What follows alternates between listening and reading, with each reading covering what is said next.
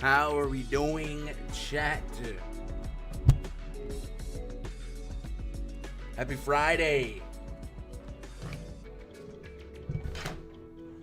My throat. I don't know if I got a cough or what, but a little bit of wheezing going on today. I'm about to hit y'all with that chocolate rain. Who remembers that? Chocolate rain. Leans away from Mike to breathe. That's old school. Man. Happy Friday, guys. What's up, Tormented? Sergio. Gun, remember, if you see a toilet in your dreams, don't use it. Is that a thing? Is that real? Toilet in dreams.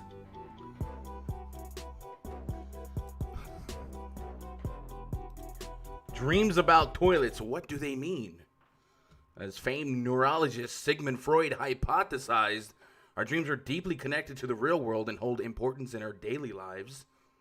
These images often represent our wants or needs. Spiritually speaking, they can also represent our emotional strength and power. While dreams about toilets aren't exactly a popular dream theme, but some people do have them. Generally speaking, a toilet appearing in your dreams is regarded as a good omen. However, like other symbolic representations, dreams can be perceived in a positive or negative context depending on the situational circumstances. For instance, a toilet can be regarded as an intimate and peaceful. It can also be associated with a feeling of anxiety, embarrassment, shame, and fear. All right, we're not going to go any deeper to that, but that's interesting. I don't know what that means.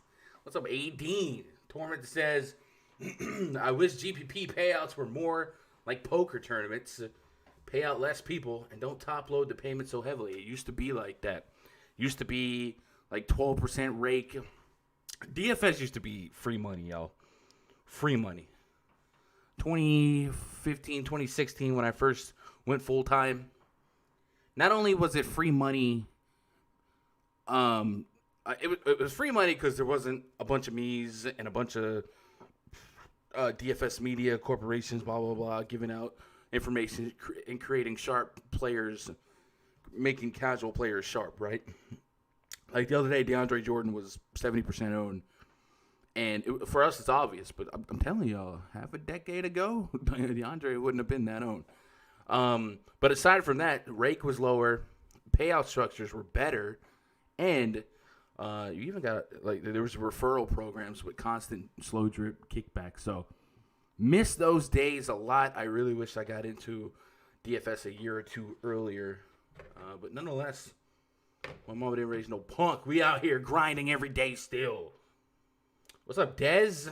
Got that COVID? It ain't that. It's just, I did a lot of activity yesterday, and it's cold outside. And, yeah. How does Gunn manage to have a turd on his head every day? DJ LeMahieu for 6 years. Let's go. Let's go. The American League is trash, by the way. Like, every playoff team last year has done nothing or got worse, other than the White Sox. And the White Sox should be far and away the American League favorite to win the pennant. Like, oh my God, they're stacked. But if the Yankees had an arm or two, we get Severino back to old Severino form to back up Garrett Cole. Chappie figures it out. We got a bridge. Our bullpen sucks, but anyway, I talk about this for hours. What a pinstripe pimp. These slates got me wanting to go back to poker.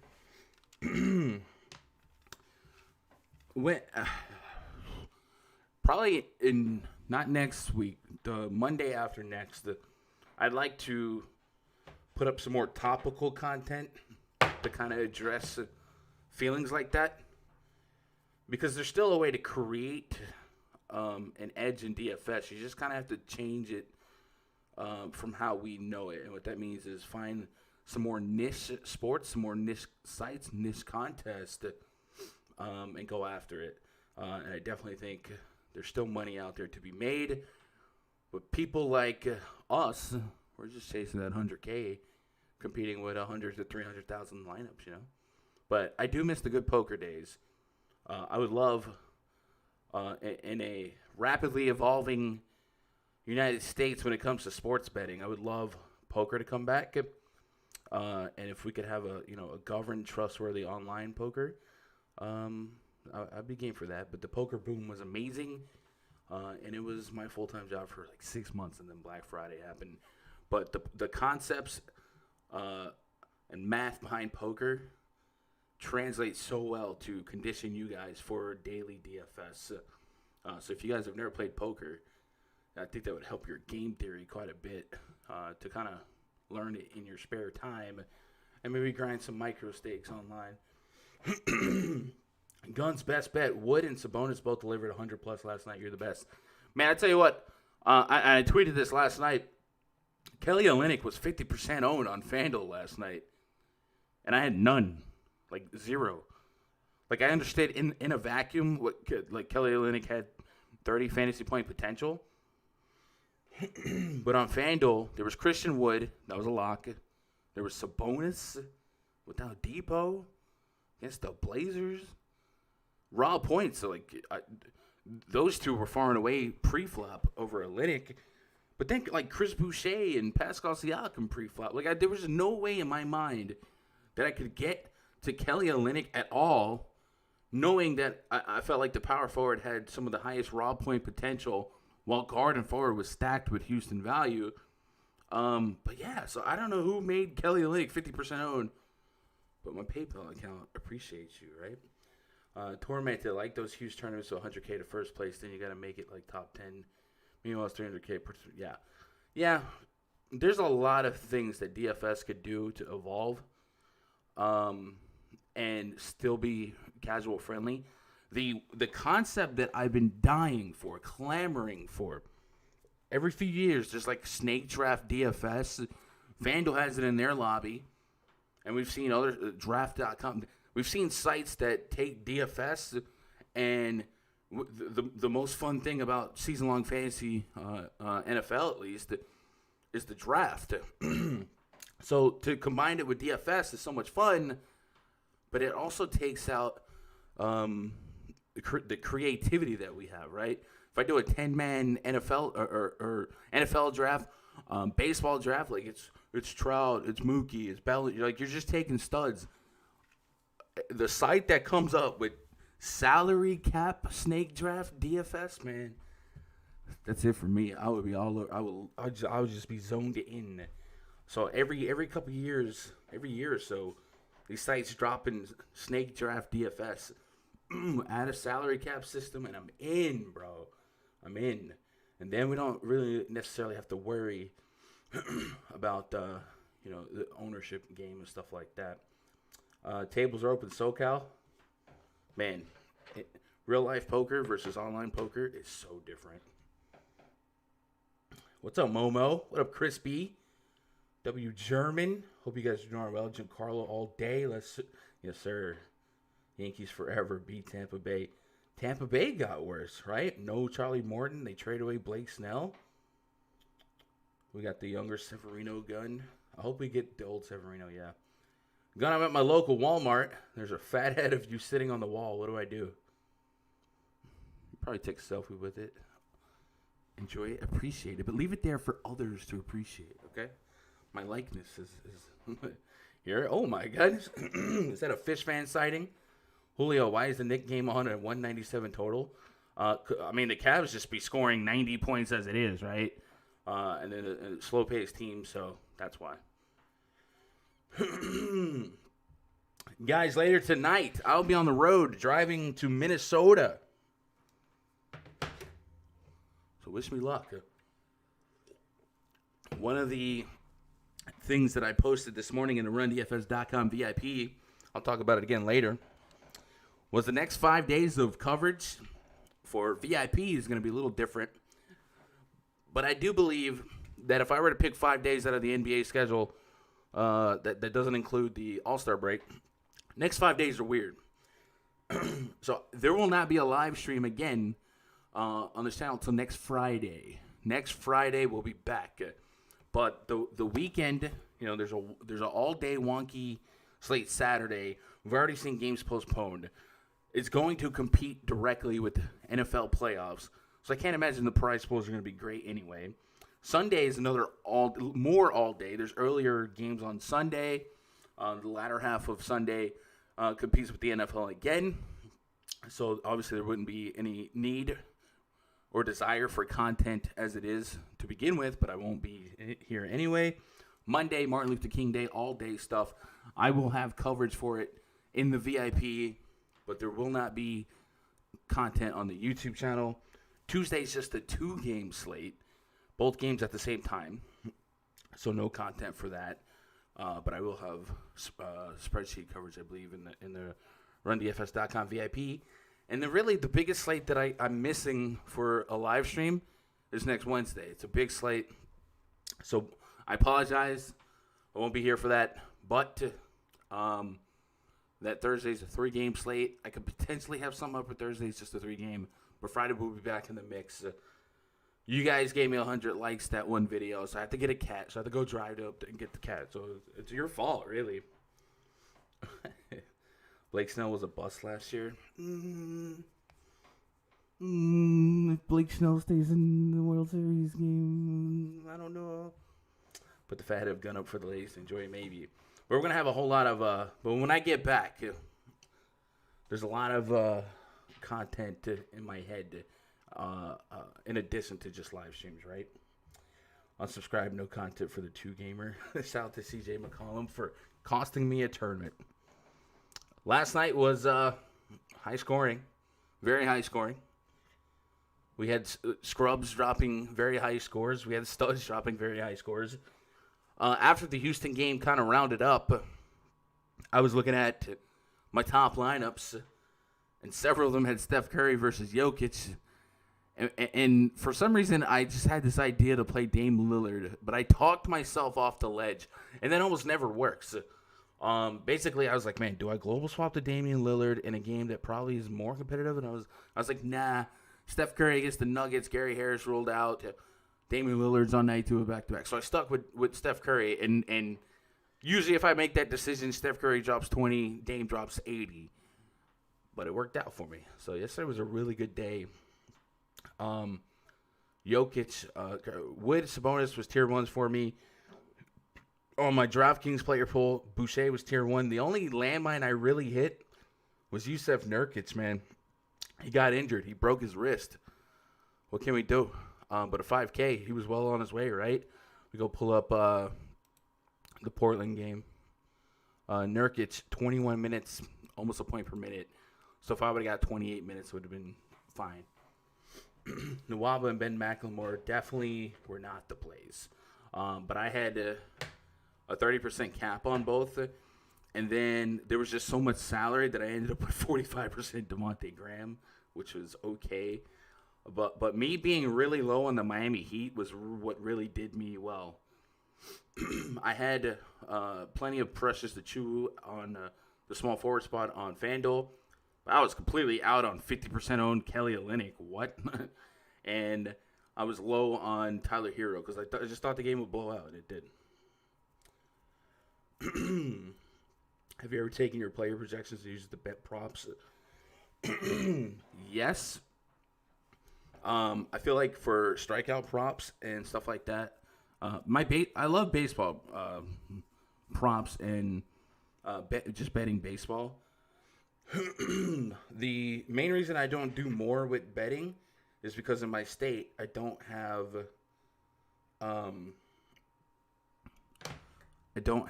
access to legal, convenient betting, right? If I had FanDuel Sportsbook or DraftKings Sportsbook in my state, I'd be all of that. I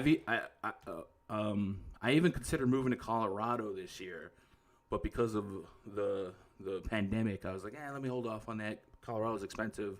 I'll stick around Texas for a little bit longer. But it's certainly a natural evolution to what I do, especially for content. So hopefully Texas will open up for sports books. That'd be lit. Had 402 and only won $5. High scoring night. McLemore definitely hurt. Like, I had plenty of Sterling Brown too, but I thought McLemore maybe had the higher ceiling, but it was definitely Sterling Brown. Anyway. Remember, chat, we got a later lock today. I'm going to get Raj into the mix. Yo. Yo. Here. Check 1, 2. Okay. Oh, fudge. Yo. This kid. I'm muted. Can't hear a gun. You can't hear me? Can you hear me? Don't freak. Yo. Okay, now I hear you. What's up, Jalen Carter? Nice to We show back. up. We back in the building. Yeah, a couple days off for work. Look, a couple of doctor's checkups, blood test work, things like that. And back on the grind. Music video drops 6 p.m. today. Get on some meds. Your music video drops 6 p.m. today. Yes, sir. Is that Eastern time? Eastern time. Where does this music video make its world premiere? Oh, well, YouTube. On YouTube? Yeah, on YouTube. Chat. Check them out. Jalen Carter. There it is. Spotify, Apple Music. You know the drill. You ain't the one. What's up, Brandon Patrick? Who do you like tonight, Gun? We're going to jump into it. Antoine Murphy. Chronic needs to be on every day again. Haters gonna hate. But shout out Chronic. I like Chronic. Yeah, Chronic's the homie. I'm on Clark for Memphis. I'm with that. A little nervous about Clark if Jaw's back tonight. You got tested for... What up, Momo? Music video. Is Roger rapper? I'm not a rapper. Singer, baby. Not a rapper. DFS. We're bringing back soul music, baby. Music that speaks to the soul, to the heart.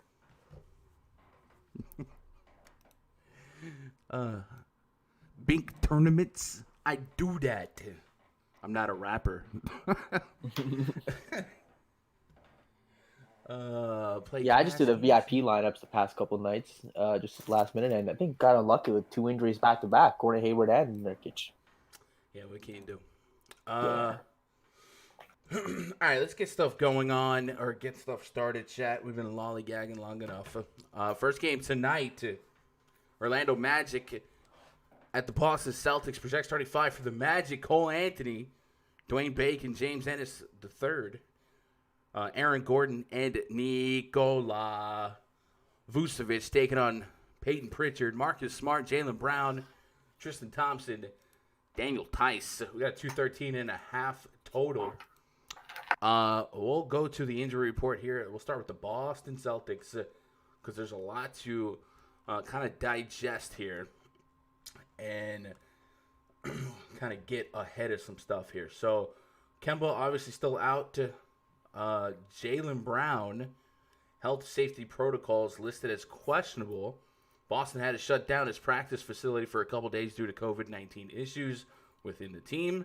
And they just resumed practicing on Thursday. Brown's being listed as questionable, leaves the door open for a return to the game. Okay, so that's for an article from yesterday. So it looks like he could play. We know Semi Ojeleye is questionable. What we know for sure is Jason Tatum is out. And there's no Kemba Walker.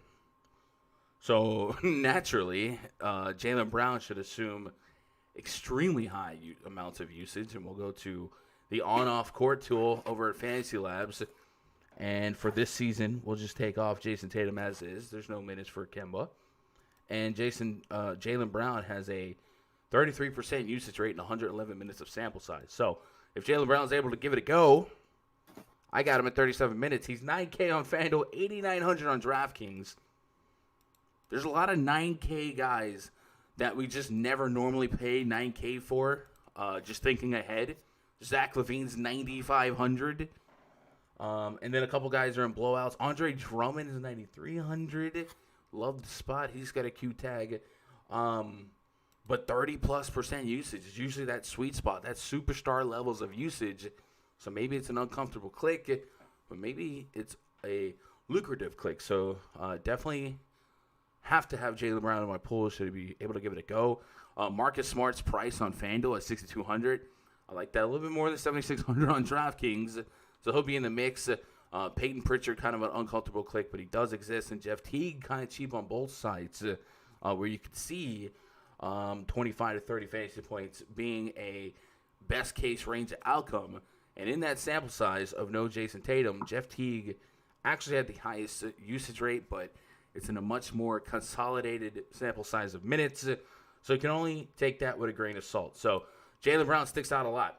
On the other side here for the Orlando Magic, I want to look at Aaron Gordon on FanDuel. He's 6,500. Thus far, without Evan Fournier, we've actually seen a couple strong games from him. So I want to go run back the usage checks here for the Orlando Magic. And I want to take off a couple players like Markelle Fultz, like Evan Fournier. And we're going to just remove them. And we're going to put Aaron Gordon on. And I don't have to put Vucevic on. We'll just put Gordon on. Let's get an official usage check here. Gordon's at 24.5% usage, 128 minutes of sample size, just under a fantasy point per minute. Vucevic is at 28% usage rate, 1.2 fantasy point per minute. So his is in nearly half the sample size of minutes, Vucevic that is. But both these guys make a strong case. And again, 9+K here for Vucevic. It's a very tight price slate. Maybe the sites are tired of these 400+ point scores, and they're trying to kind of shake up the realm a little bit to where maybe we have to adjust for paying 9K for 45. But both Aaron Gordon and Vucevic make a lot of sense here. You can make the case for Terrence Ross, 5,100 on FanDuel, 6K on DraftKings. He's proven to be a little bit more volatile, but he has flashed upside plenty. So, yeah, those are the three names that stick out to me, Gordon, Vooch, and Jaylen Brown. And then Marcus Smart on FanDuel, especially if Marcus Smart, is he still a shooting guard? He is. So maybe in a more shallow position, like shooting guard. It'll still leave me upside for like Luka and Trae Young and guys like that. So first look there. What are you thinking, Raj? I mean, I think Jaylen Brown, great spot. I mean, no Jason Tatum, still no Kemba Walker. It's going to be his show. Should chuck the ball 20, maybe 25 times. You know, I mean, 30 real life points, get the double rebounds like he's done the past 2 games. Seems like a 50-point spot. Just give me all the Jaylen Brown here. 8,900, obviously a high price tag, but again, with everybody out, don't hate it. I guess we still have to wait for Daniel Theis news and Ojale news, because if those guys are both out, I think Tristan Thompson probably sees 30 minutes at 4,800, which I'll play all day, every day. So wait on that news. I think Tristan Thompson become a core play at his price. Marcus Smart at 76, not a comfortable price tag at all. It just seems like his upside is just removed at that price. In tournaments, sure, I probably want to have a lot of him. I just really don't like that price. Orlando side, Vooch at 9K. Give me that. I'm coming off of 46, 58, 53. Seems pretty safe here. 24 shots each of the past 2 games. And those games, they were getting blown out too. So, I mean, even in blowouts, he's kind of getting there. So, in a close game, give him a couple more points. Give me all the Vooch. No Fournier. I'm probably not playing Terrence Ross today.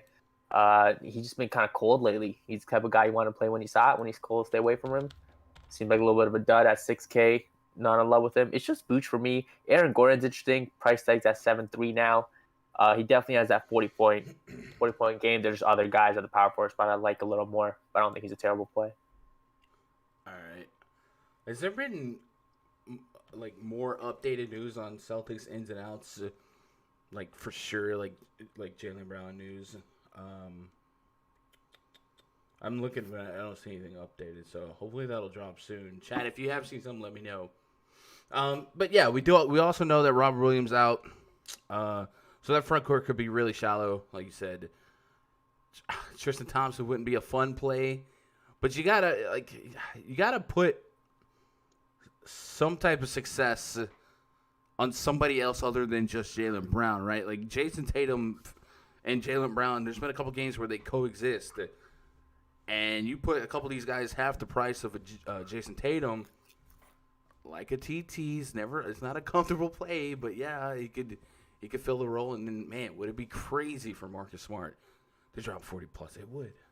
Chat, what are you doing with this game before we move on? Raj is on that Usher pack. Talk about it. I hate how they take all day to announce if players are playing. Yeah. Who spends $9,500 for Levine at DK? He's been smashing. This is what I'll say. Every day you get on Twitter or for Fire Up Chat, all you see is people complaining about 400 points lineups, right? If they really jacked up prices for a bit to shake our foundation of value, right? 5-6x value and go from there. It might make scores a little bit lower. And maybe it would have a positive effect. I also just think, Levine's been balling and they're pricing him to that, for a reason. But maybe a stricter, pricing isn't the worst. At least on FanDuel, it's a Wild West. I don't think I've made a lot of comfortable pre-flop DraftKings lineups because I'm always looking for like 3 punts and then I'll fill in the blanks. But yeah, at least on FanDuel, it's just like free to make lineups. Love me some Vooch and Gordon. Says Josh Redfoot. Gordon ran some point last game. I like point for it. Aaron Gordon. I do too. Minutes restriction looks like it's being lifted. It's just the Celtics and Magic always have low scoring game. Yep, I'm with that. Tristan numbers are so bad though. Yeah, it's not a fun play. There was a time where Tristan in Cleveland was like 7-8K, 38 minutes, and he was doing all right. But I also think Vucevic should destroy those two. So give me Vooch, give me Gordon, and Jaylen Brown. Let's move on to the next games. The next game, New York Knicks at the Cleveland Cavaliers. Project starting 5 for the Knicks. Elfrid Payton, Reggie Bullock, RJ Barrett, Julius Randle, Mitchell Robinson taking on Damian Dotson, Isaac Okoro, Cedi Osman, Larry Nance Jr., and Andre the Giant Drummond. the Cavaliers are playing their first game since being in part of that three-way James Harden deal, where they took on Jared Allen, Taron Prince, dealt away a couple pieces. What we do know for sure is that Deli's out, Darius Garland, Kevin Porter out, Colin Sexton, Dylan Windler out. So the point guard situation is pretty shallow. So Damian Dotson should continue to play really, really deep minutes. I got him at 37 minutes. Do with that as you may. Taron Prince I had as questionable. And I would imagine that's going to be the same for Jared Allen. We'll see if they're able to log minutes here. If they're not, Andre Drummond kind of stands out as maybe the last time we could play Drummond with a level of confidence, because this is a very deep center team of the Cavaliers. Or unless they just take like McGee out of the rotation and give those minutes to Jared Allen. I also think that the Cavaliers will be trying to shop Drummond really soon. Use him as a rental. Try to get something for him. So it does stand to reason that Drummond's minutes may not be that deep for a while until they deal him. And that's just me speculating, because you would definitely want to rent out Drummond. I think he's on his last year of his contract. And them having a McGee and getting Jared Allen and stuff like that, I think is a bigger reason. I got him at 28 minutes right now. He's 9-8 on FanDuel, 9-3 on DraftKings. I would love to be able to play him with confidence and love this matchup, because I do think this is a matchup he could thrive. The New York Knicks are allowing large fantasy point games to opposing centers, and they're, I think, one of the league leaders in blocks allowed. Andre Drummond could get some stocks here. But man, the minutes are very suspicious. That's weird. That's suspicious. If we go to steals per game allowed, the Knicks are, looks like the Knicks are league average. But if we go to blocks per game allowed, the Knicks are like top 4. These big heavy teams are just getting blocked like crazy. Toronto Raptors up at the top. So I don't know if the minutes will be enough for me to trust. Larry Nance being at 6,600 is a little bit interesting on DraftKings. I do think there is some potential at that price point. Julius Randle, $9K for him.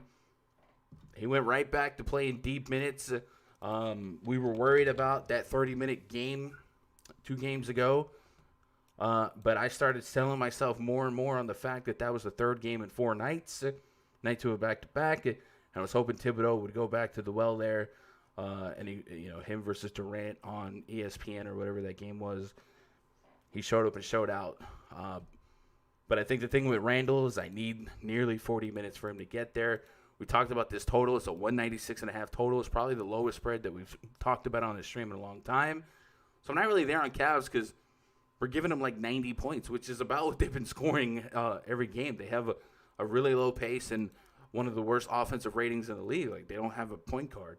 So the Knicks also have a really low pace. So it's just going to be just a really slow pace, ugly game. And I think other than Randall, I could do without this game and not feel the worst, unless I knew Drummond had 32-plus minutes coming his way. Yeah, no, you want to avoid that situation right there. Avoid all the Cavs picks today. Jared Allen is your future. I think he's going to see 20-plus minutes today. Should take away a good chunk from Drummond. I think Cedi Osman is the one guy who I'll probably go back to at 6'2". He still has kind of the point guard duties here, point forward. Shot 0 for 6 from 3 last game, got you 32 fantasy points. He hit some of those threes. He's probably a little more chalky this slate. So give me some Cedi Osman here, taking over the playmaking duties.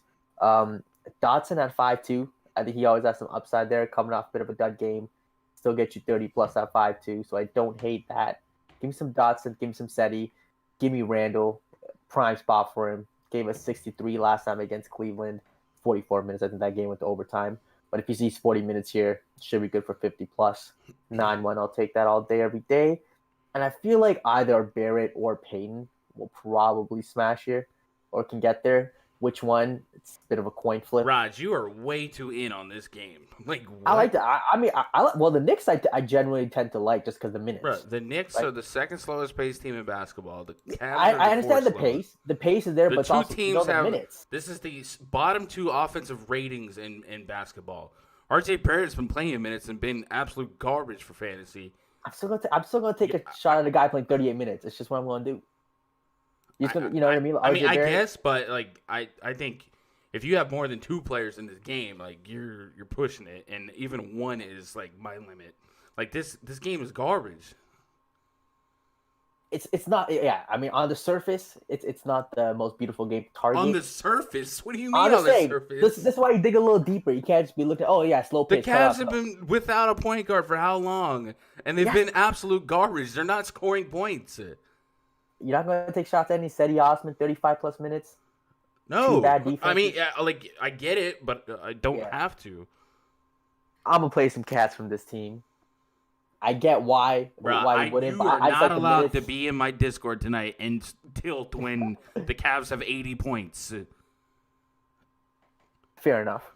Fair. Let me give them 100 today. Let me give both New York and Cleveland 100 plus today and make my lineups based off that.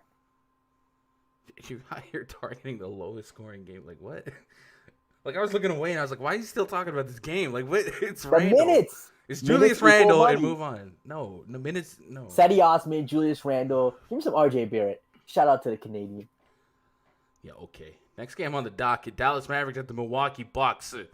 Russ, this game has like 30 more points than the other game pre-flop. Mavericks project starting five.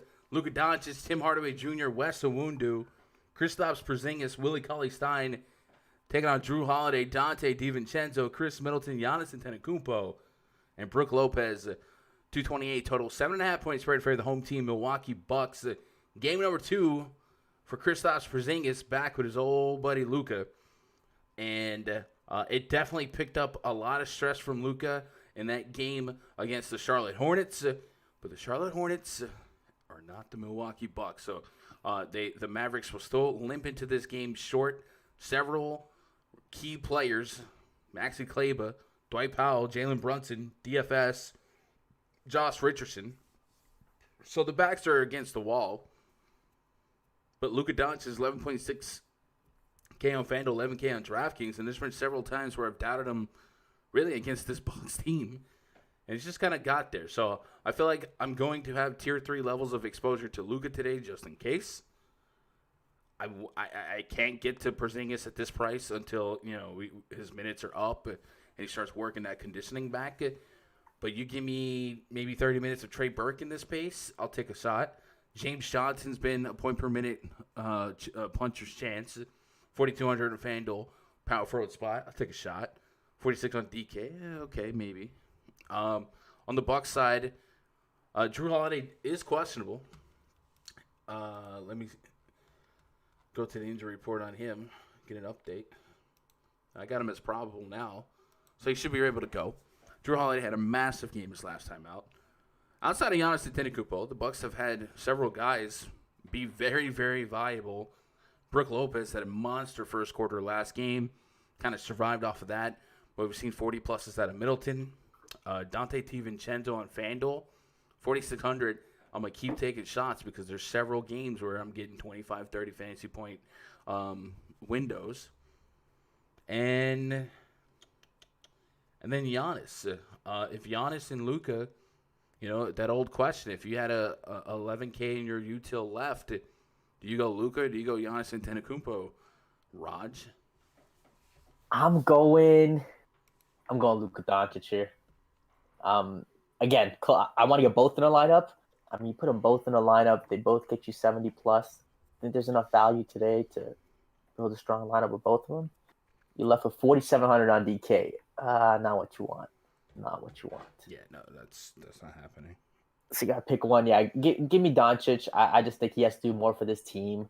Josh Richardson's still out. You got DFS still out. Porzingis, I would assume, still in a minutes limit. So give me Luka, but again, give me Giannis. So I think this game stays close. So I think Giannis should see his full minutes, 35 minutes, and anytime Giannis plays 30 plus minutes, it seems like he's good for 60 plus. So I don't think any of these guys will kill you, but I think Luka's more likely to get you 70 plus. Tim Hardaway Jr., I think he's interesting. He's playing big minutes, no Richardson, coming off 47 in a 30-point game. If he gets hot from 3 here, give me Tim Hardaway. I don't think a lot of people click on his name because Porzingis is back. So in tournaments, you want to take a shot at him. Don't hate it. Drew Holiday, probably not going to get there today. 7-2, just not a price I'm comfortable with. I think it's just Luka and Giannis as core pieces tonight from this game. Yeah, Drew Holiday at over 7K is an uncomfortable click. Let's have 40-plus fantasy point potential. This will be a good test for the Bucks. Luka's very hard to guard from a fantasy standpoint, but we'll see if you went out and turned Eric Bledsoe into Drew Holiday. Drew Bledsoe. Yeah. That's a combination right there. And then he's going to turn into Tom Brady. It's going to get crazy. Bang, bang. So we'll see if the Bucks kind of drop a plan here against Luka. I do think there's a range for this game to get a little lopsided. Mavs on the road, very short staff, misses some key pieces. There is a chance that Porzingis is a very block savvy guy. On limited minutes, I guess I'm not as worried about foul trouble, but there's a chance that foul trouble happens.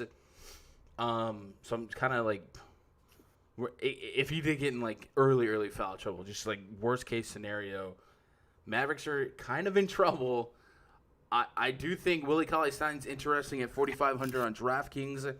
Another game without Dwight Powell, Maxi Kleber. Could I get 25 to 30 minute window? Fast-paced matchup against the Bucks.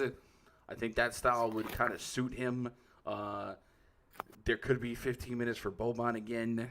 I probably don't push the issue there. But I'm kind of with you on Trey Burke. Almost 7K for him is just not fun. Not Trey Burke, Tim Hardaway. Yeah. But Trey Burke seems a little bit more likely to land in my lineups at a higher clip. But chat, what are you guys doing with this game? This is an interesting game. I just crapped myself. What? Anyone like Bobby Portis tonight? Got him for 24 minutes, 59-54. I mean, he's the type of guy I play when Giannis is out. I'd assume more often than not. He's 5'4", and there's better options out there. Conscious says, Yankees suck. I was at Game 7 in 2004. Go Sox. They got the steal with that contract. I don't know what the hell they did to get the year 2004 does not exist. It's been removed. The Red Sox here. From my brain. 4 days in October. No. I like how YouTube I had to approve that comment. YouTube was like, "No, you can't say this, kid." It needs a moderator approval, and there's not even curse words. How'd you guys pull off that robbery of a contract anyway? How did you guys kept DJ LeMahieu in a cell somewhere? Seems vastly underpaid. We didn't pull it off. The market just sucks. No one was giving him. The Blue Jays were offering him 80 mil. Oh, 4 years, okay. And if the Blue Jays are gonna offer you 80 mil and the Yankees offer you 80 mil, you're gonna take the Yankees. But he wanted 100 mil on 5 years, and he got 90 mil on 6 years. So, whatever. I don't think it's that much of a robbery because he's in his 30s. The back half, thought he'd get a 4 year, 100 mil type of deal. Now the back half reminds me a lot of Mark Teixeira, but at least DJ can play more than just first base. Yeah. So even if we have a hit for average old guy, DJ can still play first. That's a solid signing, and they're still gonna have money to get some other guys. Yeah. Love the show. Thanks, kid. I'm 42. No, I'm not. I don't mean to call you kid in a disrespectful way, Conscious. Unless you weren't talking to me. Did I say kid? My bad. Connaughton 3.2K on DraftKings could be serviceable. I'm with that. Not excited to play anyone. I'm with you, AD. No one's stuck out yet. Hey, my price is unfadable. Play me. Great spot. Games are kind of they're kind of damp. With pricing so tight, it just seems like playing Luka and Giannis, you're giving up a little for sure. Yeah, unless there's egregious value. Yeah, value, exactly. Let me go to my projections here, kind of see what the initial value runs were for me today. Koji, it's Minnesota 1 and 2. Yikes. Javonte Green. Yeah, see, it's not what you want. It's tough. Like, this is ugly. Could be a balance day. But the last couple days we've had nothing but ridiculous value. So Yeah. Because they canceled all the games where we get the value. Yeah, they did. Yeah. Next game on the docket, Memphis Grizzlies at the Minnesota Timberwolves. Project starting five for the Grizzlies. John Morant, Dylan Brooks. Let's see if I can do this with my breathing issue. Kyle, the Andersons got tickets to the game. How'd they get tickets? Brandon Clark, Jonas Valanciunas up against D'Angelo Russell, Malik Beasley, Josh Okogie, Jared Vanderbilt, Karl Anthony Towns. So Vanderbilt looks like he's setting himself up to be that value play of the day. So far in his young season, he's averaging amongst the most fantasy points per minute in the entire league. Minutes have been the issue because fouls are an issue. Yeah, why is Vanderbilt like chalk value? I don't see it. So Juancho Hernan-Gomez is out. Okay. Jake Layman's out. And then, their front court is a little bit shallow. So Jared Vanderbilt likely had a chance for more than 15 minutes last time out, but he had 5 fouls in those 15 minutes. So he is set up. Sounds about right. At 3,900, if I can get to 20 fantasy points, it's there. No warm and fuzzies, but it makes sense. John Morant, is he back today? We got John Morant listed as questionable. Even if he doesn't play this weekend. All right, so I don't have a completely up-to-date blurb from Roto World. DraftKings says questionable, playing for his game, blah, blah, blah. They haven't said much about Morant's status since they rolled him out 3 to 5 weeks back on December 29th. But it looks like the second-year point guard is ahead of schedule in his recovery from a grade 2 ankle sprain. Morant, not a lock to play Friday night, but the move to questionable is a major step in the right direction. So I wouldn't rush it. I'm not a rapper. So I don't know. If John Morant plays, probably doesn't play like super deep minutes anyway. If he doesn't play, this game looks a lot like the last game out, right? Tyus Jones maybe in the mix. Couple shots at Dylan Brooks, Colin Anderson. But the Memphis Grizzlies already chock full of guys that just don't play 30 minutes or more. It's very, very annoying. Yeah, it's a very diverse minute rotation. And there's not any like deep minute guys. What I will say is that night, Jonas Valanciunas finally got that 50 bomb. But it was irrelevant because DeAndre Jordan was super chalk and got there for his value. And I think that was also a Jokic night maybe. But J-Val did get 50, 30 minutes on the nose, 16 rebounds. Also had 5 fouls in 30 minutes. Matchup doesn't get worse. So if you wanted to run J-Val back and hope he curtain calls that 50, go for it. Brandon Clark also in the mix, got 40 fantasy points at 34 minutes. He led the team in minutes, I believe. You could run that back and hope he overperforms, but even if he just got 36, it's fine. With Vanderbilt being as foul-prone as he is and that front court being kind of rough, I get it. Karl Anthony Towns, 9.9K on DraftKings, almost 11K on FanDuel. His minutes monitor did not last very long. 34 minutes, 37 minutes his first 2 games back. He's dropped 50-plus. Stands to reason that he can curtain call that. He is probable, so don't worry about that Q tag on DraftKings. And then the rest of this game is like whatever. Minnesota, in the second half of last year, was like I hated this team the most because you just never knew whether it be Malik Beasley, who went bananas in the last game, by the way, whether it be Josh Okogie. They just had such a wide range of outcomes. I feel like they're starting to get back to that, but at least a couple of guys are going down, like Rubio and Juancho and guys like that. So I think maybe we just I don't want to say point chase, but maybe we just like really look back at what was working the other night for both teams, and essentially what's a back-to-back with a little bit of rest. We just really see if some guys got really lucky, some guys didn't. So if we go over to January 13th, pull up Memphis, the box score from that game. Malik Beasley dropped nearly 50 fantasy points that game, and he's 7,100. Who wants to pay 7,100 for Malik Beasley? This slate is really pushing it for you. But he led the team in shot attempts, and we've known him to be kind of a PPM guy. D. Russ also dropped 40-plus fantasy points. You could have three-man stacked the T-Wolves and got away with it. And not only could you have done that, and you look at this box score, but from that game to this game, 24 minutes from Ricky Rubio, gone. 29 minutes of Juancho Hernan-Gomez, gone. So you just have to fill in the blanks here.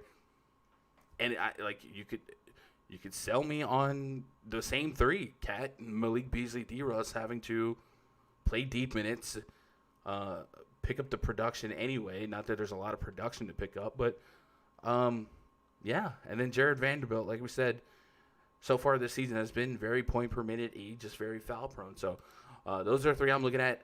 J. Val's 50, Clark's 40, cool. Grayson Allen dropped to 32 with 20 real points on 6 for 10. I feel like that's up super ceiling-y for Grayson Allen. But if Ja Morant's out, you could look at it again. DeAnthony Melton, 4K. He's somebody I trust a little bit more because I know that he could fill up the stat sheet, and he did. 15 real points and peripheraled his way to 28 on 25 minutes. But I would need Ja Morant out to really get behind that. So this is probably the game to target. It's ugly, but this is probably the game to target. You just got to figure it out, right? Yeah, I mean, when it comes to Memphis, I almost kind of like this game more if Morant plays because I know the pace will be a little higher. So he definitely pushes this team to play a little faster, so might play a little more Minnesota guys. Karl Anthony Towns seems like a safe 50 bomb every night. 52, 46, 54, 52. One of these days he'll give you a 60, so a 9-9. Sure, if you want to play him, don't hate it. But so many studs on the slate. How much you get to him, don't know. D'Angelo Russell, 8,300. Seems like his ceiling's a little limited with Cat back at that price. Could get you 40, but how many 50-point games are really going to have with Cat? Not a lot. You mentioned the Malik Beasley price. I mean, he's been playing great, but 7-1, I'm just not going to do it. It's not getting there. So on FanDuel, I don't want to say I'm going to tier one him, but at 6,400, Malik Beasley, I got him at 36 minutes. He's probably... I'm gonna look at my player projections. If you're gonna sit here and tell me you don't got any whisker do's, whisker don'ts, if you're gonna tell me that you're gonna play the Cavs for 35 minutes, I think RJ Barrett outscores Malik Beasley. I'm pretty confident what? that Put one. something on that. Put something on that. Put something on that. Put something on that. What our regular? What? 20? 20 is it 20 American? 20 American. Or 20 Canadian? Which one you want? American, mother. All right, 20 American. 20 American. RJ Barrett versus. Are we going FanDuel scoring or DraftKings scoring? Ooh. I don't think it matters, but just in case. Yeah, I don't think it matters, just in case. Let's do DK. All right. Chat. You heard it. Incoming RJ Barrett bomb. Troy says, I have to turn the volume up when Gunn speaks and turn it down when the other speaks. That's my bad, Troy. I have a little bit of a congestion going on. Under the weather. Yeah, that's my bad. What up, Marv Ski? My bad, Troy, though. I'm sorry. You're not really loud and obnoxious. But if anybody else is having like a problem like that, maybe I could turn Raj down a little bit. And you guys don't have to play DJ with the knobs. Conscious says Jalen is a lock if he plays. And he's trending toward playing. Aiden says, Gun, if I run into you in a dark alley, I promise I'm swinging and I'm not running. Hey, right, you gotta do what you gotta do. Running, I mean, as long as you're not running, you're dead. But if you swung on me and ran, I'm not catching you. So, you just run laps and just keep taking shots. What are you doing? You see Mike Tyson in Dark Alley. Everybody running. I guess prime Mike Tyson. You're running. Why are we scared of Mike? He's a professional. Okay, if we don't have a anyway. Alex Roy says Xavier Tillman is the value play. Check out his recent games. Okay, Alex, let's do that. Tillman from Memphis, 3,300, 18, 18, 19. He's point per minute. I mean, yeah. But 3,300. You gotta sell me on higher minutes. It's point per minute. We haven't talked about any 3K guys really today, so. Right. Anthony Edwards on DK could be a tournament player. Yep. Doncic in one game last year versus the Bucks, 36 points, 19 assists, 14 rebounds. Yes, right. Yes, German, but also, like I'm with the Doncic call. There's been several times I've doubted Doncic in tougher perceived matchups, and he's just done it. Like how many times did we watch him obliterate the Clippers, and we were like, okay, maybe if you like Doncic, go for it. But Drew Holiday is a little different than what they had. So, it is what it is. Gun, please get this Joker off the stream. Haters gonna hate. I hear you loud and clear. Turn Raj down a lot, please. Guess what? You ain't the one. Whoever said that comment. It's Fish. Oh, Fish. Fish always be hating these days. Fish angry these days. I don't know what's going on. Fish just be angry these days. I love Fish. Shout out to Fish. Chat. We don't. Shout out Fish. Just Fish, angry. I don't get that. Fish is, he's a very busy working man. He doesn't get to catch a lot of these live streams, but certainly one of the OG Vipers for me at Run DFS. I just older gentleman. He's kind of like our granddaddy in the Discord. Shout out Grandpa. But has shown love and support throughout all the years. So shout out to Fish, chat. Always he'll stake the tournament. Like, you never, if I have a Mass Center tournament and sell some steak, like, I already know I got to reserve a couple hundred for Fish. Like, he's in it. True. So he's a true homie. What do we got coming up? Let's go to the next game. Chicago Bulls at the Oklahoma City Thunder. Project starting five for the Bulls. Kobe White, Zach LaVine, Otto Porter, Larry Markin, and Wendell Carter Jr. taking on SGA, George Hill, Lou Dort, Darius Baisley, and Al Horford. Notice, all these games tip off within 30 minutes of each other so far. Yeah. 224.5 total. 1 point spread in favor of the visiting Bulls. That's crazy. But it is what it is. Zach LaVine's 9,500 on DraftKings, 9K on FanDuel. Pretty good price there. Kobe White, 7.4, 6.4 on FanDuel. The FanDuel price feels a little bit more inviting. But again, that's been the theme of the slate so far. Is, man, some of these prices we just don't feel like we're getting a bargain. The Chicago Bulls in the last week or so have been devastated by health protocol rule outs. One of those was Larry Markkinen. Looks like he's back in the mix. Let me pull up the Bulls depth chart. See who's still on the verge. Tomas Satoransky and Chandler Hutchison will have missed at least the next 2 games.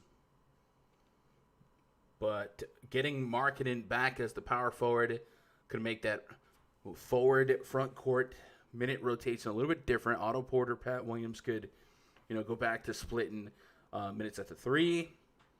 And then Markkinen could logistically take away from some of that Zach LaVine pizzazz. I think there's reason to stay on LaVine, but there's at least a case to be made that maybe 9,500 is ultra super ceiling price for Zach LaVine, and you need best case scenario. So something to wrestle with mentally.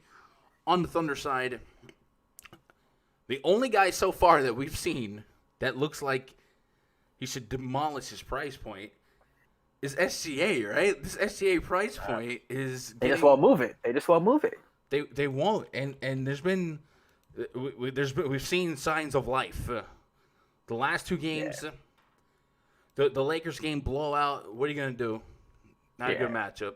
San Antonio is a weird game. I don't know why. San Antonio didn't get, right? But the peripherals were there. But the 3 games prior, man, we saw live 50-plus fantasy points. Brooklyn, New York, New Orleans. Yeah.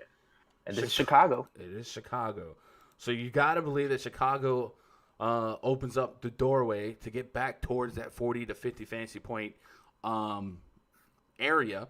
The Chicago Bulls have the second worst defensive rating in the NBA. That's what you want. And then when it comes to DVP to point guards, Chicago Bulls allowing the second most fantasy points per game behind just the Sacramento Kings.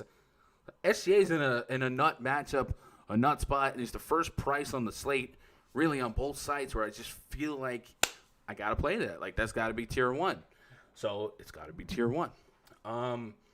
The rest of the Thunder become interesting to break down.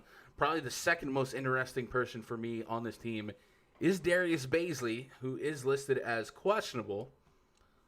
So we have to be vigilant in the news with him. I'm going to pull up his. Actually, let me just pull up his tag on DraftKings because Roto-World's really not got me a whole bunch of information today. Bazley, ankle listed as questionable. He had to leave Wednesday's game against the Lakers due to a right ankle sprain, which may keep him sidelined for additional time. If Bazley is forced to miss any time, Alexei Pokusevsky and Isaiah Roby could be in line for bigger roles. And Isaiah Roby, somebody we've seen play starter minutes so far in the absence of Al Horford.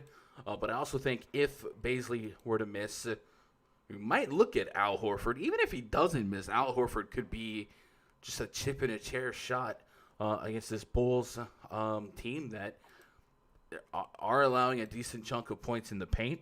If we go to the team metrics chart, points in the paint per game allowed, Chicago. Control. Do I not have Chicago on this? Oh, there they are. 42. Oh, no. Scratch that. They're actually not allowing a lot of points in the paint. Why do I have? I was looking at points in the paint on offense. Okay, I'm dumb. Yeah. But I Al Horford's not somebody that needs to score in the paint either, though. He can shoot mid-range and three. So I kind of like Horford regardless. Don't love it, but I'll play some of it at 5-5. And if Bazley were to be out, it would probably increase my curiosity with him just a little bit more. But if Bazley were to be in, I think he's playable on both sides at that price point. But SGA seems like the standout guy that can't miss. And then, I talked about how bad the Bulls are against opposing point guards. It's not just a matchup for SGA. How about Hamidou Diallo for getting freak nasty with it, right? He's had so many fake games, I thought, but he's been consistently doing it. So when does consistently fake games become real games? Right. And if we look at, 2 of those 3 games where SGA dropped 50, Ham Diallo dropped 40+, 43 and a quarter dead nose on both those games. So just, deep field tournaments from just getting different. And it's already a slate deprived of obvious value or comfortable value. Yeah, I'll take some shots at Ham Diallo. And then Isaiah Roby would be worth a chip in a chair should he draw the start. There could be a lineup where Horford starts at the 4 and Roby starts at the 5. So keeping an eye on that Bazley news. What do you do with the Bulls, though? Can you get to 9+ K Zach LaVine today? I think, he played the Lakers, the Clippers. This is clearly an easier matchup than those 2 teams, I would assume. He's just chucking shots, 24, 22, 26, clearly shooting hot right now. I think he stays hot, 9,500. I think people will stay away from him at that price. Give me some Zach LaVine. So if we go, you see the util on DK, everyone below him. Okay, so Zach LaVine, 95. You got Kawhi Leonard, 96. Paul George, 94. Drummond, 92. Tatum's out. Randall, 91. I think I like him more than those guys. I think I like him more than Vooch. You think you like Zach LaVine more than Nikola Vucevic? I think Vooch has the higher floor, but I think Zach LaVine has the highest upside out of those guys. I like LaVine more than Kawhi Leonard and Paul George. Didn't we say Vucevic has like a 33% usage rate in this spot? It's just LaVine's just in the tear right now. He is. Premier matchup. Yeah. I just want to kind of ride the tear until he cools down. So you don't think Laurie Marketing comes in 10+ shot attempts? Like I like LaVine. I like the thought of LaVine. I get it. That price, I know I get 9K, it. Like you're telling me, like, I'm built as a center over guard guy, no matter what. I follow that trait too, learning from you. But it's just when a guy's this high, you just kind of ride the wave until he cools down. And I mean, the minutes. Yeah. Has this game got to overtime, or he's just playing 42, 38, 43, 36 minutes? Yeah, he has benefited from a lot of the Bulls being out for COVID protocols. I mean, Satoransky's still out. Right? So, I mean, Yeah, I don't think Laurie might come back taking away too many minutes from him. I'll say Kobe White on FanDuel 6,400 stands out a little bit more as I'm getting a bargain at minutes. The Thunder far have been guarding the three ball pretty well. Just 33 points allowed via the three ball per game. So one of Kobe White's strengths is being able to shoot 10 threes a game. So maybe that's a downtick for him. The points in the paint allowed by the Thunder is a problem. Maybe Wendell Carter sneaks in there, and Zach LaVine drives to the rack a little bit more. A lot of 6'2" is a tough price for Wendell Carter, but I get it. Yeah. See what you guys got in the live chat. Shane Alexander, what's up, Gun? Haven't been to a live stream in a while. When did you start going live in person? You talking about face cam?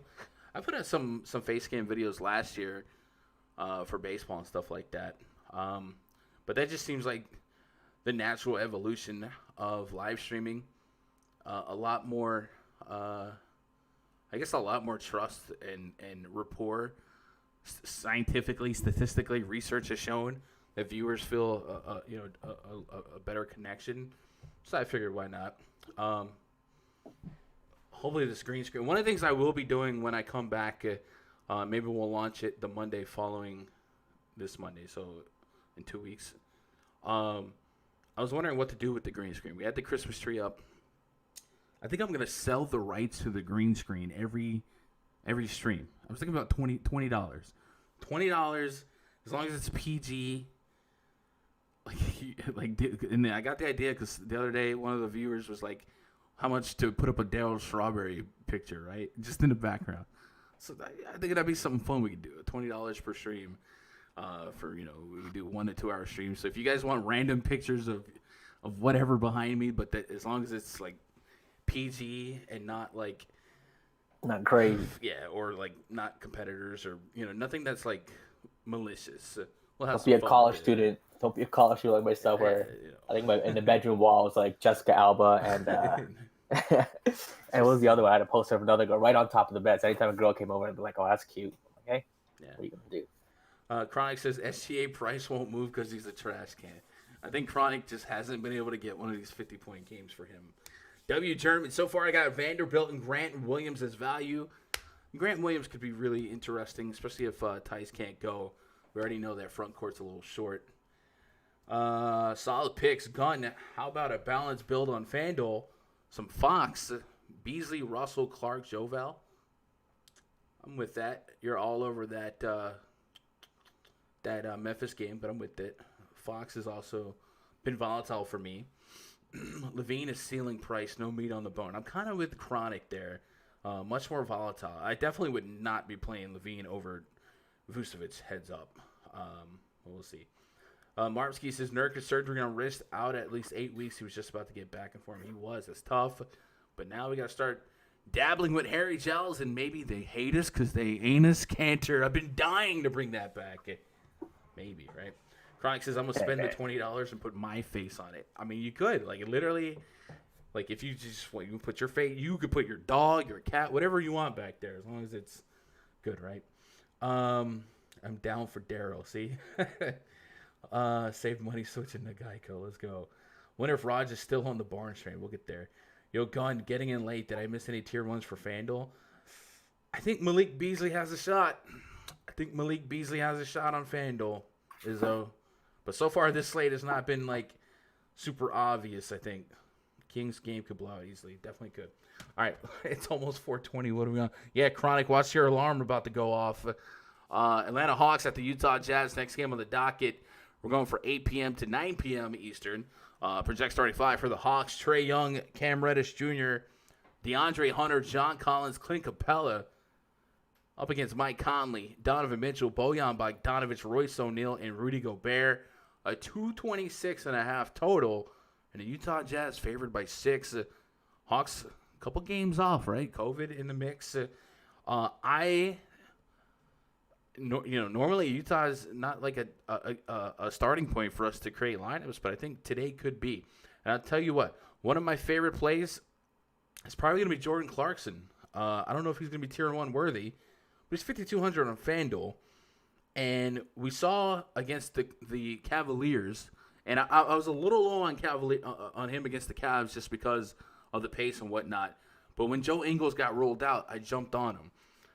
And what this does for me is Jordan Clarkson becomes the de facto six-man and point guard. Joe Ingles will run a lot of point for the second unit. But now that we know Joe Ingles is out, Clarkson's right there in the mix. 25 to 28 minutes of likely point per minute plus basketball coming his way, I think.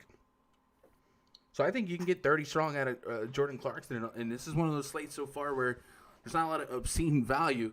I might just take hitting value. And I think Jordan Clarkson's there, and I do think he has meat on the bone, considering that any team in the league is better than the Cavs and run faster than the Cavs, but especially a team like the Atlanta Hawks. So I like this spot a lot for Jordan Clarkson, and I'll be a buyer in him on FanDuel. So he sticks out. Conley, Donovan Mitchell. It would be DFS for like Donovan Mitchell to like leave SGA in the dark on this slate, right? But makes sense. On the Hawks side, Trae Young, south side of 9K on either side. You can make a case for him, sure. All these Hawks have loose cases. I don't really like Capella here. Capella, a limited offensive guy going against Rudy Gobert. Gobert, an elite rim protector.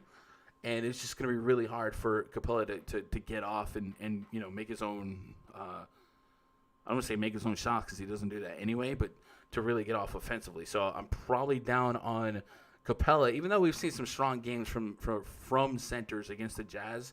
I think it's more athletic archetype centers and not guys like Clint Capella. So maybe John Collins benefits a little bit more. I don't know. Raj, any names sticking out for you in this game? I mean, this is a game I think you want to target with the Atlanta Hawks playing. Give me from Utah. I mean, I want shares of Mike Conley. Give me Donovan Mitchell. Pace up spot, run up and down. I think Conley is going to be 40-plus points here. Mitchell, 50-plus points here.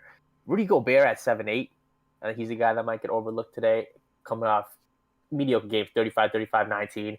Against the Hawks, maybe give him 15-plus rebounds, a few extra points, get the double-double. I don't think he's scoring 4 points again like he's done in the past 2 games. So give me a lot of these Utah guys. Gobert, Conley, Mitchell. In the Atlanta side, Capella at 6'7". If he plays, I think there's some meat on the bone there. If he plays 30 minutes, he can get you 36, 40 fantasy points. Give me some of that. Trae Young at 8'7" is a nice price. I mean, he's been a 9K guy this season, so at a discount, he still gives you that 50-point upside. How much Trae Young you playing? 20%? Yeah, I'd max at 20. We'll see what happens. Max at 20. Yeah, I mean, it's a nice price tag. I mean, him versus Zach LaVine 1v1. I like LaVine, but I want to say Trae Young gives you the same upside. He just had some dud games recently.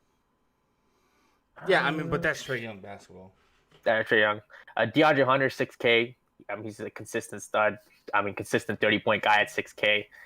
If you want to put him in the lineup, I don't hate it. I mean, this is one of the games to target. I think a lot of these guys are in really nice price tags. John Collins is 7K. Again, coming off of some dud games. Could he get you 40+? Yeah, which is 7K you need. I think you can mix and match a lot of these guys. I don't have a lot of these guys in mind as you do. Like I said, Jordan Clarkson just kind of stands out to me as that dude. Maybe Bojan at 4,300 on FanDuel, puncher's chance. I mean, 6'1" for Jordan Clarkson. I like him when he's 4'9", 5'5". I mean, yeah, 6'1", sure. I'm talking about his FanDuel price. But even at 6'1", I wouldn't be completely out of Clarkson. Like, with no Joe Ingles, like, he is the second unit guy. Like, I hear you. And this is a style of play that suits him, like faster in pace. And they need offense against the Atlanta Hawks if the Hawks are clicking, right? 112.9 offensive rating for the Atlanta Hawks. That is top 8 in basketball. And then their pace being what it is also top half. So It'll be a up pace, up spot, and likely a spot where the Jazz need to score. So I just think as long as Joe Ingles is out, and he is, I'm a buyer. Give me some Joe Ingles. Chat, what are you doing with this one before we move on to the next one? Lonzo, what up, Lonzo? Gun check blocks allowed by Atlanta. Could Rudy throw a block party? So Atlanta's allowing 5.6 blocks per game. To put that in perspective, that is top 10 in basketball. I do like the Rudy call. AK, I don't think anyone's going here. Likely double doubles. With maybe a baby double double, 10-10, 15-15. Well, blocks in the mix as well. Could put him in the conversation. And I think at that price alone, people probably just go Jonas Valanciunas. You guys got to understand. You click on Jonas Valanciunas' game log. There's some volatility, so I wouldn't have none, right? Solid picks is Hawks, Jazz, full fade, smoke out the nose emoji. What's up, Jagman Diggler? PG and Claw thinking maybe. Okay, we got some discussion going on. What up, Brock? Another perennial Viper. Hope you're doing all right. Cat's going for 60. J-Val going for 50. Says Chronic. Give me Clarkson and DeAndre Hunter on FanDuel. 6K for DeAndre Hunter. We're with it. Reggie is not going to work out because he's 3K. I have to read the whole thing before I get there. Because with Chronic in the chat, I don't know if Reggie means Reggie Jackson. I'm just saying. Okay. Rudy's a trash kit. Yo, Chronic is on with no Clint Capella. Okongwu is making his rookie debut tonight. Probably still a couple lines. Yeah, maybe. Gunn says, or Rich, Gunn, Vooch, 36 points, rebounds, assist. If I give him 15, 10, 25, some assists, I'd probably take Vooch. And SGA, 33 points, rebound, assist. In that matchup, I'd probably take that as well. I'd probably take them both, honestly. I'm probably a little bit more confident in SGA. I don't know. I don't know. Pelicans at the Lakers. Oh, don't make me laugh. I can't breathe. Pelicans at the Lakers. Next game on the docket. Project starting five for the Pelicans. Nickel, Alexander Walker, Eric Bledsoe, Brandon Ingram, Zion Williamson, and Stone Cold Steven Adams. Taking on Dennis Schroeder, Kentavious Caldwell Pope, LeBron James, Anthony Davis, and Marc Gasol. 219.5 total. Lakers favored by 10, leaving the door open for a blowout. These last two games do have wide spreads. Giggity. NAW, 4,400 on DraftKings. Lonzo Ball out. Eric Bledsoe questionable. NAW shook up the world the other night as one of the freest squares in the game. But that game, Zion Williamson was out. So there's at least a little different fluctuation in usage. I think NAW is still worth a puncher's chance at 4,400 just because he is that talented. But I would have tapered expectations, and at 5,500, it's rough. Zion and Brandon Ingram, BI revenge game going up against LeBron. Maybe the Pelicans surprises and keep this game close, but it's hard to really like anything pre-flop. The Lakers, really good defensive rating, really good offensive rating, defending champions. It seems like this should be a I don't want to say easy, but it just seems like it could be an easier win for them. And they've been playing just really good basketball. If we go to the team metrics chart in a RunDFS.com NBA VIP spreadsheet, Lakers are playing with the second highest net rating in basketball, meaning they're winning pretty easily. And the New Orleans Pelicans are almost at 0 on net rating. So good. I mean, it seems like a good spot in real life for the Lakers to get a win here. So when that's the case, it's hard to love anyone in particular. Anthony Davis has moved closer to 10K now on DraftKings. He was flirting at 9K. Same with LeBron's at 10K. Like, is there any guy individually that's just like sticking out to you from this game, or is it more of the same? Like this entire slate has just been yuck, price wise. Raj, that's your cue. My bad. What the freak are you doing? Fixing this, not fixing this. Okay. Do you need me to keep on? Feed me back. Give me the last 5 seconds. Okay. Blurred out for a second. It's the Pelicans and Lakers. What do you think? I mean, you got AD here playing 9-8. I mean, I've been playing some AD. He just has his floor is just really low right now. I don't know what's going on. It hasn't looked the same. The minutes quite aren't there. 9-8. Probably have no AD here. Give me some LeBron though. 9-7. I just think he's a consistent. Well, he used to be a consistent 50 bomb. They haven't really played any close games lately. OKC, bit of a blowout. Houston, bit of a blowout. The Houston game before that. So LeBron here, if he says 35 minutes against the Pelicans, don't hate at 9-7. Looks like you're getting like $1,000 discount. He's about 10-7. I think the blowouts have dropped his price. So give me LeBron James at 9-7. Pelicans side, give me Brandon Ingram. I just play Brandon Ingram all the time. Should be good for a solid 50-year revenge spot for him. 8-6 upside here. Zion Williamson 7-9. I'm probably not going to get there. He just has a smash at that price recently. Just Ingram and LeBron for me. Yeah. My mom is spazzing. So, chat, about my trip tonight. I had my mom go rent the car out of Dallas to bring it to me. She is a screw loose. So she's just been like blowing up my inbox. She's like, "Where do you live?" And there, to her defense, there's a wind advisory here, so like the cars are blowing all over the road. But she's one of those old New York moms that spaz out, and she's going nuts. So any minute now, she might walk in here and just you might hear some New York accent curse words. So my apologies. 80 revenge game, Raj. Kira Lewis Jr. 8X. So there's a world where this game blows out and the Pelicans, put up a mop squad. Could be Kira Lewis. I got him at 15 minutes just as a projection. If you want to talk about flop lag, Josh Hart was one of my more owned players the other night from the Pelicans. He's 4,400 on FanDuel.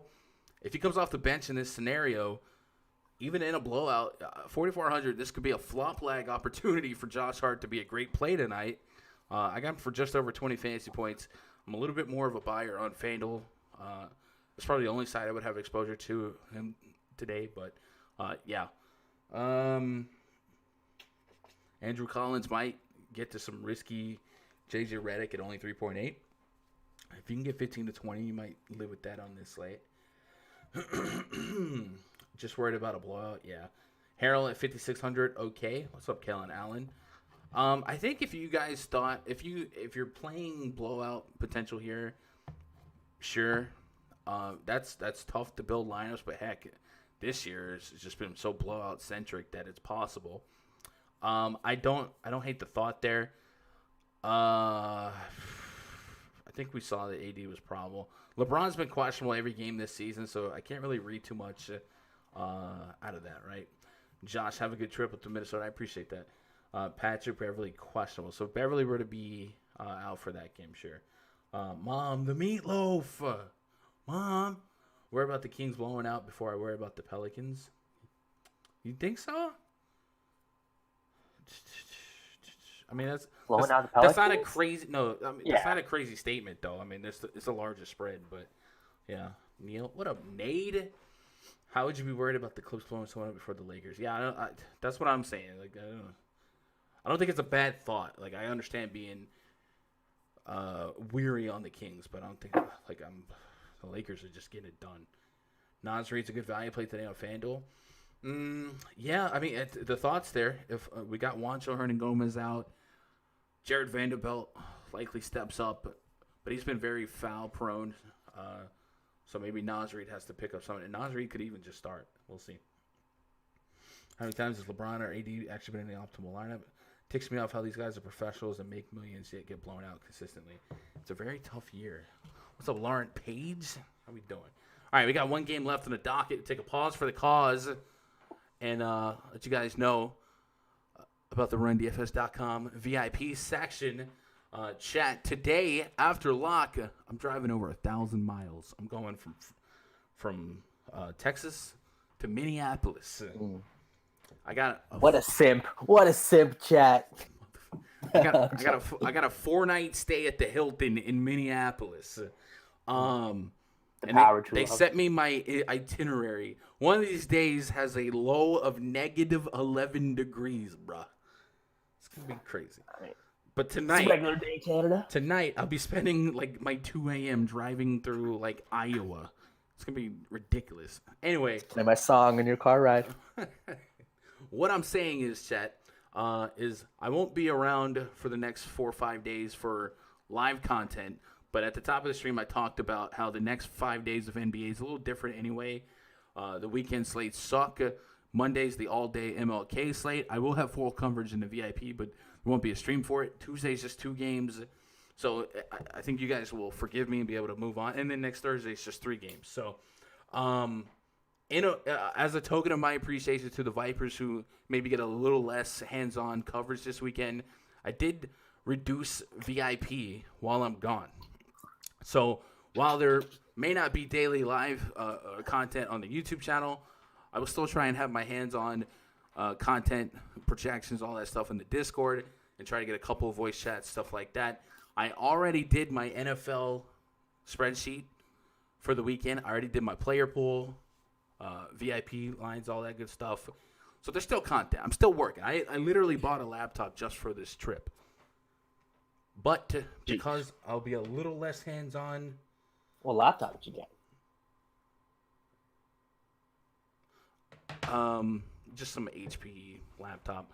Because when I get back, I'm not really going to use it. Anyway, long story short, VIP passes while I'm gone, starting today. $25 for a week pass. $45 for a 2-week pass. Month pass goes from $100 to $80. And then the $700 year pass will allow, we'll let go for $550 right now. So $550, a really good deal per month. Rest of the year, that's going to get daily coverage to the and access to the NBA VIP spreadsheets, daily coverage and access to the rest of NFL, all of the baseball season, essentially all of next football season. And we have our buddy Kyle from FantasyDomination.net is helping us out with some daily guidance on the NHL slates, his favorite picks and stuff like that. He's also extending an olive branch for introduction, promotional stuff for his stuff over there. And then, of course, we have NASCAR coming back next month. So there's still plenty of stuff to play and gamble on and a great community to grind. Even in my absence, I'm sure there'll be voice chats and stuff going. So if you're looking for a cool way to support the stream, support YouTube channel, support RunDFS.com. Go over there, take advantage of some of these discounted VIP rates. And then if you just want to show me love, hit that thumbs up right here in this video. 200+ live viewers. Let's get caught up on chat, and then we'll get the last game going. Yeah, I don't know why I've sent my mom my address 80 times. That's what moms do. You get a little confused. And she's like, send me a real address. What? I did like, Mom. Oh, my gosh. Anyway. Chat, what do we got? Alexander in play, Bledsoe's in. Simp. I'm a simp. You know, eastbound and down, guns loaded up and trucking. I definitely, if you guys have some, like, 16 hours of driving my way, and I'm by myself. So if you guys have some cool podcasts, like I don't need like DFS, I mean like a really cool concept podcast. Like I love CC Sabathia's podcast. If you guys got some gems like that, man, hit me up on Twitter. I'm willing to check them out, right? James Johnson, I do like James Johnson. Voice chat led by Chronic. Like I said, I know the community will still run without me. I just feel a little bit bad that I won't be there. Love you, Gun, but you would definitely be preoccupied with your time. I'm sorry you said hands-on enough said. Preoccupied. I mean... Yeah, buddy. Gun been stressed out lately, you know what I'm saying? Gotta release some of that stress. Play some of that Usher trading places. What's the trip for? I'm going to meet my girlfriend's family. For the first time ever. Yeah. And then she'll be moving back in. She's coming back to Texas. Moving in. So it's exciting. And we're also getting a cat. Her cat. You guys, a couple of weeks ago, you get the 100 likes. Said I had to get a cat, so now I got a cat. Like I said, it's your Bang. fault. It's your fault. One game left on the docket. Los Angeles Clippers at the Sacramento Kings. Project starting five for the Clippers. Patrick Beverley, Paul George, Kawhi Leonard, Nick Batum, Serge Ibaka. Taking on De'Aaron Fox, Buddy Hield, Harrison Barnes, Marvin Bagley, Rashawn Holmes, a 227.5 total 7-point spread in favor of the Clippers. So we go pull up the team metrics starting to RunDFS.com VIP spreadsheet. The Sacramento Kings own the worst defense in the NBA. And offensively, their rating is okay. Not great. Not fantastic. So a 7-point spread here in favor of the visiting Clippers. Clippers have been underwhelming. Patrick Beverley is questionable. I could see several ways to interpret this game. I think the two guys have to look at the deepest is Paul George and Kawhi Leonard. Paul George is putting up some monster fantasy point games. Now you put him against the worst defense in the league. Could the Kings stick around long enough for Paul George and or Kawhi to be an impact player? I think it's very possible. So I'm kind of looking at that. If we go to the team DVP chart in the RunDFS.com VIP spreadsheet and go look at Sacramento, leaving Sacramento. Sacramento's given up the world to point guard, shooting guard, small forward, and center. It would be far-fetched to be in love with playing Serge Ibaka, but definitely can see a point per minute at 25, 26 minutes, netting back 25 to 30 fantasy points. Paul George could drop 50 fantasy points. I got him at for a soft 48 fantasy points. And then if Patrick Beverley does miss, maybe more ball handling duties for George or Kawhi. You know, maybe the Kings stick around a little bit longer. There's plenty of ways to spin that. On the Kings side, Rashawn Holmes 7K is hard to just. Oh, that's tough. Tough price tag. One of Rashawn Holmes' biggest games ever just happened against the Toronto Raptors, and the Toronto Raptors. Your Toronto Raptors. It looks like it's been happening for a while against the Raptors these days. Yeah. Well, not the Raptors. The Pacers. The Pacers. He had 6 blocks that game against the Pacers. And I don't know why I said Raptors. If we go look at the RunDFS.com VIP spreadsheet, the Pacers allow the third most blocks per game. The Clippers allow the fewest blocks per game. So there's a little bit of a step backwards and potential upside considering the blocks allowed ain't what it was, and that's what he really, really was leaning on for some massive, massive fantasy points. So it's 7K. I still think he's a point per minute, potential guy, but it's hard to love anyone individually on the Kings. Maybe De'Aaron Fox to 7,300 on FanDuel, just a little too cheap, But I don't know. Pacers run a slow pace. Their defensive rating we all think should get better, but 114.2 points per 100 possessions. They're not that far behind the Kings, so I guess there is some room for some disappointment. But I don't know. What do you do? I think Paul George is the guy that I'm most curious with, and then I might just have supplementary shares of Serge Ibaka just because of the matchup and because there's not a whole lot of value today. So if I can get some 4 to 5.5K guys that can PPM, I might take some shots. What are you doing with this one? I mean, I get it. I mean, Kawhi Leonard at 9.6, I mean, he's been relatively consistent, 53, 52 last couple of games. I mean, their defense hasn't looked great. They haven't been necessarily elite with the names on this team, so not afraid to attack them, and I can expect Sacramento to maybe keep this close. So, I mean, if you want to kind of game stack it with either George or Leonard, and you mentioned Ibaka at 6'2", I think there's definitely some upside there. Bring it back with, I mean, Fox 8'1", I wish it was 7Ks, but coming off of 243, 49 could be a 50 spot here. Give me some of him. Give me some Harrison Barnes. Again, 6,500. He's consistent. Okay. Coming off a bit of a dud, but again, this game stays close. I expect him to have a relatively big game. Holmes, I think in tournaments, you're going to get there, 6'8" center. Did you not just listen to a word I said? No, I know. I heard you said no, but I mean, it's just I kind of feel he can go off here. He could definitely have a 40 spot, 40 plus here. whether I get to him, just gonna have to see how the numbers crunch out, what names they crunch out. But give me some Leonard, give me some Paul George, give me some Fox as the main. Clippers are allowing the third fewest fantasy points per game to opposing centers. If we look at the last couple centers against the Clippers to put a little context to it. Steven Adams did point per minute, 28-29. Wendell Carter Jr., 19-27. Wiseman, 20-16. Wiseman, 17. Aldridge, 27-26. So maybe the skill level, the archetype isn't the same, short sample size. Yeah. But I'm not there. We did just get Boston news. Jaylen Brown will play, but so will Olajay and Daniel Theis. Okay. So not much change. I already had those guys in the spreadsheet with projections, so it doesn't. So I mean, it just kind of takes away Tristan Thompson's upside if he was the only pick. I mean, if you were on it, sure. Yeah. It's also okay, buddy. Again, we still have a lot of value, so somebody in the 4 and 3Ks. Yeah. Anyway, chat. 340. Remember, there's a 30-minute later than usual lock tonight because the game got postponed. So Vipers that are watching, I will have to somehow get my mom to navigate her way here. So I do have to run to the post office real quick and get the key to my mailbox because I got some Jordans sitting in my mailbox because these jerkbags didn't bring them to my door. What Jordans? I don't know. I just needed sneakers.